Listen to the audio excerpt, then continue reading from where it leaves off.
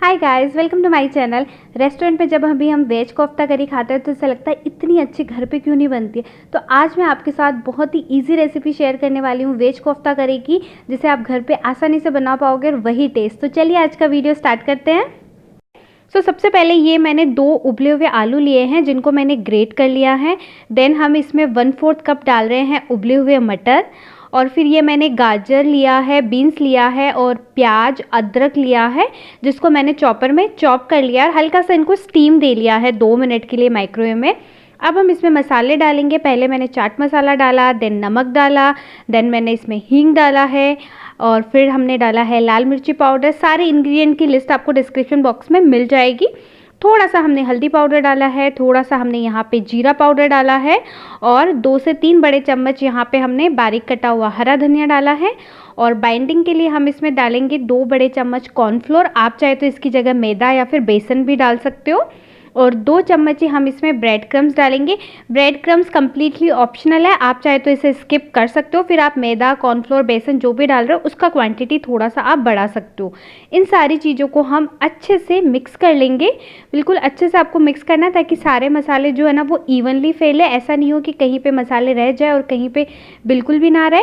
और हाथों से आप आलू के अगर थोड़े से पीसेस रह गए हैं तो उनको मैश करते जाइए। यहाँ पे जो हमने सब्जियाँ लिए ना उनको हमने हल्का सा स्टीम दे लिया था। माइक्रोवेव में मैंने 2 मिनट के लिए स्टीम किया था। आप चाहे तो गैस स्टोव पे भी इनको स्टीम कर सकते हो। एकदम परफेक्ट बैटर बन के तैयार है। अब हम इसके छोटे छोटे बोल्स बना लेंगे। आप इन्हें एज अ स्टार्टर के रूप में भी खा सकते हो, ये बहुत टेस्टी लगता है। बस उस टाइम आप इस पर ब्रेड क्रम्स और मैदा की स्लरी से कोट करके फिर फ्राई कीजिए तो ये बहुत ज़्यादा टेस्टी लगता है। इस तरह से हम सारे बोल्स बना लेंगे और इतने में आप आराम से 7 से 8 लोगों के लिए ये सब्जी सफिशिएंट होती है। बहुत टेस्टी बनती है और बहुत इजी तरीका है। इसमें आप चाहे तो ना ग्रेट किया हुआ पनीर डाल सकते हो।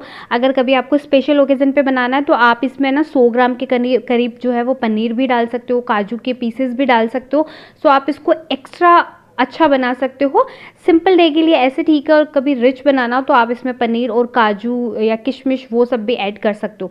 अब थोड़ा सा हमने मैदा डस्ट किया है और इनको हम मैदा से कोट कर लेंगे ताकि ये ऑयल में जाके फटे नहीं, वरना जैसे सब्जियों के पीस की वजह से ये ऑयल में जाके फट भी सकते हैं। मैदा की कोटिंग से मेक श्योर हो जाता है कि वो ऑयल में जाके फटेंगे बिल्कुल भी नहीं। सारे बॉल्स जो है वो बना लिए हैं। अब मैंने थोड़ा सा तेल गर्म होने रखा है। अब हम इसमें बॉल्स को फ्राई कर लेंगे मीडियम फ्लेम पे। हाई फ्लेम पे भी नहीं करना है, एकदम कम फ्लेम पे भी नहीं करना है। मीडियम फ्लेम पे हमें इन बॉल्स को फ्राई करना है और सारे बॉल अच्छे से फ्राई हो जाएगी। उसके बाद हम ग्रेवी बनाएंगे। इसका ग्रेवी भी थोड़ा सा डिफरेंट है, आप वीडियो कंप्लीट देखना, स्किप बिल्कुल मत करना, वरना स्किप कर देते हो फिर आप बोलते हो सब्जी वैसी नहीं बनी है, क्योंकि आप सारे स्टेप्स फॉलो नहीं करते हो। वीडियो कंप्लीट देखा कीजिए। बॉल्स को सारे हम फ्राई कर देंगे। हमने इसको मैदा से कोट किया था ना, इसीलिए ऑयल हल्का सा गंदा हो जाता है। आप देख सकते हो ब्रेड क्रम्स या मैदा से जब हम कोट करते हैं तो ऑयल हल्का सा ऑयल में उसके दाने आ ही जाते हैं। ये बॉल्स आप देख सकते हो कितने अच्छे लग रहे हैं ना। इसे आप ऐसे ही खाइए। इसमें आप चाहे तो थोड़ा सा चीज़ स्टफ़ कर दीजिए जब आप इसे एज ए स्नैक्स खाने वाले हो। ये सुपर यम लगता है, एक बार ट्राई ज़रूर करना। इसकी आप 2 रेसिपी बना सकते हो, स्टार्टर भी खा लीजिए, देन उसका सब्जी बना लीजिए। टिश्यू पेपर पे हमने निकाल लिया है और अभी हम बाकी के जितने भी बॉल्स हैं वो भी हम फ्राई कर लेंगे। हमारे बॉल्स बन के रेडी हो जाएंगे। उसके बाद हम चलेंगे ग्रेवी की तरफ। ग्रेवी बनाने के लिए उसी सेम कढ़ाई में से मैंने बाकी तेल निकाल दिया, थोड़ा सा तेल रख लिया है। और ये मैंने 2 बड़े साइज़ के प्याज लिए हैं जिसको मैंने रफली स्लाइस में कट कर लिया है। इसे हम 2 से 3 मिनट के लिए पहले तेल में अच्छे से फ्राई कर लेंगे। और इसे हमें तब तक भूनना है वैसे जब तक कि इसका कलर ब्राउन नहीं हो जाता, बट 2 से 3 मिनट हम इसे पहले ऐसे भूनेंगे ताकि जो प्याज है वो अच्छे से सॉफ्ट हो जाए, प्याज का कलर हल्का सा चेंज हो जाए। उसके बाद आप देख सकते हो प्याज का कलर चेंज हो चुका है। अब हम इसमें थोड़ा सा अदरक डाल देंगे। इस स्टेज पे आप चाहे तो इसमें लहसुन भी डाल सकते हो, बट मैं यहाँ पे आज लहसुन नहीं डाल रही हूँ, बिना लहसुन के बना रही हूँ।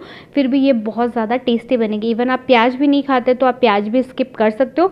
आप डायरेक्ट अदरक डालिए, देन बाद में मैं जो डाल रही हूँ वो डालिए, फिर आप इस ग्रेवी को आगे कंटिन्यू कर सकते हो। अदरक प्याज हमने भून लिया है। ये मैंने 3 बड़े चम्मच काजू लिए हैं जिसको मैंने डाल दिया।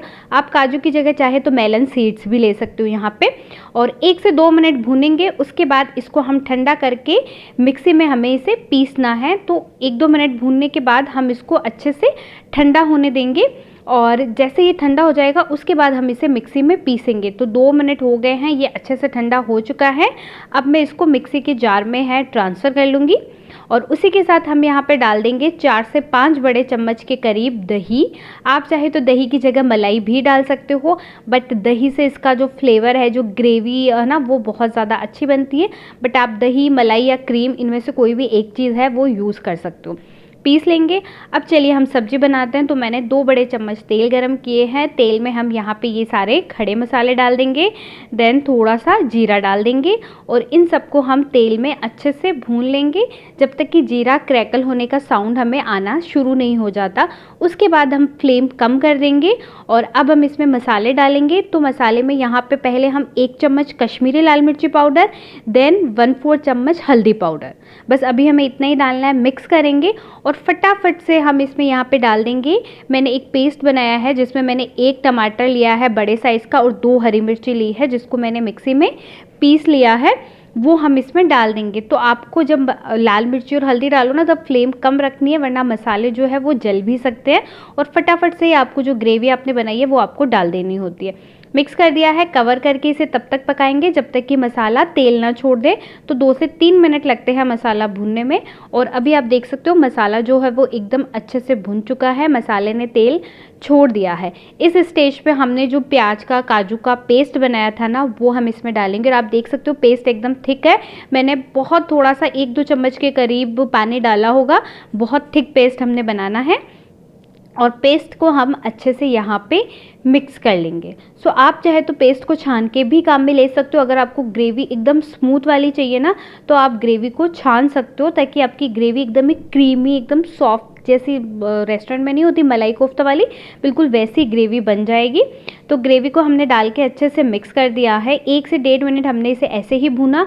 अब हम इसमें मसाले डालेंगे। तो मैंने 1/4 चम्मच हल्दी पाउडर डाला है, देन यहाँ पे हमने आधा चम्मच फिर से लाल मिर्ची पाउडर डाला है और अब हमने यहाँ पे डाला है 1 चम्मच धनिया पाउडर, नमक स्वाद के अनुसार, उसके बाद थोड़ा सा हमने गरम मसाला और उसके बाद जाएगा कसूरी मेथी। कसूरी मेथी को हमने तवे पे ड्राई रोस्ट कर लिया था, फिर डाल दिया है। मसाले डालने के बाद हम इसे वापस से मिक्स करेंगे और देन कवर करके इसे 3 से 4 मिनट के लिए कम फ्लेम पे पकाएंगे, या जब तक कि मसाला अच्छे से तेल ना छोड़ दे, ग्रेवी के ऊपर हमें अच्छे से तेल ना दिखने लगे। सो अभी आप देख सकते हो ग्रेवी ने तेल रिलीज़ कर दिया है, ग्रेवी जो है वो बहुत अच्छे से पक चुकी है। इस स्टेज पे हमारी जो ग्रेवी है वो बनके तैयार हो जाती है। आप इस ग्रेवी में कोई भी सब्जी बना के ट्राई कर सकते हो, वो बहुत टेस्टी लगेगी। अभी हमने यहाँ पे इसमें पानी डाला है, तो मैंने पहले आधा कप पानी डाला है। कंसिस्टेंसी आप ग्रेवी के अपने अकॉर्डिंग एडजस्ट कर सकते हो, तो आप पानी अपने अकॉर्डिंग डाल सकते हो। तो पहले मैंने आधा कप डाला, अभी मैंने आधा कप डाला है, तो टोटल यहाँ पे मैंने 1 कप पानी डाल दिया है, मिक्स कर दिया है और अब वापस से हम इसे पकाएंगे जब तक कि ग्रेवी जो है ना वो हल्की सी थिक नहीं हो जाती, तो तब तक हमें इसे पकाना है। तो तकरीबन हम इसे 4 से 5 मिनट के लिए कम फ्लेम पे पकाएंगे।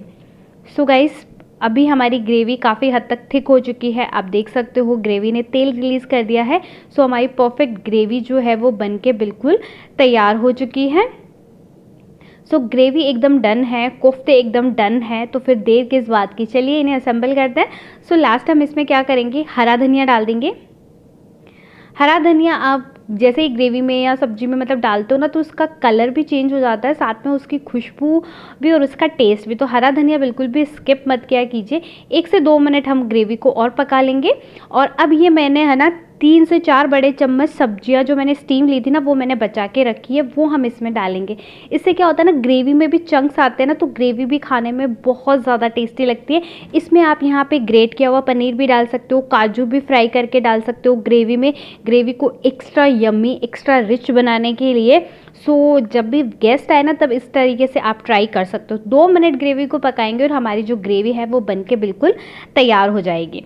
सो ये लीजिए फ्रेंड्स, ग्रेवी बनके तैयार है, हमने सर्व कर दी है। ऊपर से हम डालेंगे कोफ्ते। कोफ्ते जब भी आप बनाओ तो उसको ग्रेवी में पकाना कभी नहीं होता है, जस्ट कोफ्ते के ऊपर आप गर्मा गर्म ग्रेवी डालिए या ग्रेवी के ऊपर गर्मा गर्म कोफ्ते रखिए और आपका सब्जी जो है वो बनके बिल्कुल तैयार होगी। देख सकते हो लुक आप कितना ज़्यादा यम्मी लग रहा है, बहुत टेस्टी बनती है। रोटी के साथ, पराठे के साथ, राइस के साथ, किसी के साथ भी आप इसे इंजॉय कर सकते हो, ये बहुत ज़्यादा टेस्टी लगती है। सो गाइज, आई होप आपको आज की ये मेरी रेसिपी पसंद आई होगी। होगी। अगर आपको ये रेसिपी पसंद आई है तो वीडियो को लाइक ज़रूर करना, वीडियो कंप्लीट देखना, उसके बाद ही आप रेसिपी ट्राई करना, तो आपकी रेसिपी बहुत ज़्यादा अच्छी बनेगी। अच्छी बने तो इसे शेयर ज़रूर कर देना। और आप मुझे सारे मेरे सोशल मीडिया लिंक्स पे फॉलो कर सकते हो और मैं आपसे मिलती हूँ मेरे अगले वीडियो में। Till then bye bye.